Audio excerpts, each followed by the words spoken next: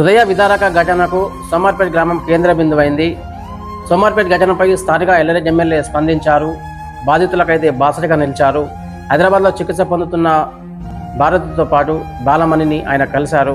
వారికి అందుతున్న వైద్య సదుపాయాల గురించి పూర్తి స్థాయిలో ఆరా తీస్తూ మరీ అత్యాధునిక వైద్య చికిత్స అందించేందుకు వైద్యులు కృషి చేయాలని కూడా ఆయన కోరినటువంటి పరిస్థితి. బాధిత కుటుంబాలకు ఒక భరోసానిస్తూనే ఆర్థికపరమైనటువంటి చేయూతనిస్తూ చేదోడు వాదోడుగా నిలుస్తానంటూ ఆయన ఒక భరోసా కల్పించారు. ఈ క్రమంలో బాధిత కుటుంబీకులతో పాటు గ్రామస్తుల నుంచి హర్షాతిరేకాలు వ్యక్తమవుతున్నాయి.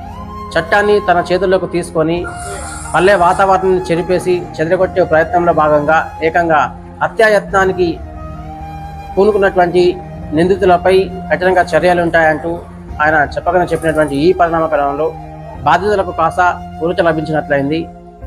చట్టానికి ఎవరు అతీతులు కారని, చట్టాన్ని ఉల్లంఘించి తమ చేతుల్లోకి తీసుకోవడమే కాకుండా సాటి మనిషిని కనికరం లేకుండా మానవత్వం మర్చిపోయి విచక్షణ రహిత దాడికి పాల్పడమే కాకుండా హత్యాయత్నానికి ఒడిగట్టినటువంటి వారు ఎంతటి వారైనా సరే వారు శిక్షార్హులే.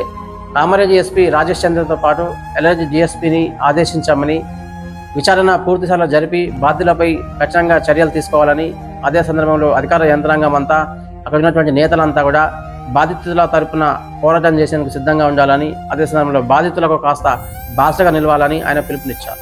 ఈ క్రమంలో బాధిత కుటుంబీకుల నుంచి, గ్రామస్తుల నుంచి హర్షాతిరేకాలు వ్యక్తమవుతున్నాయి.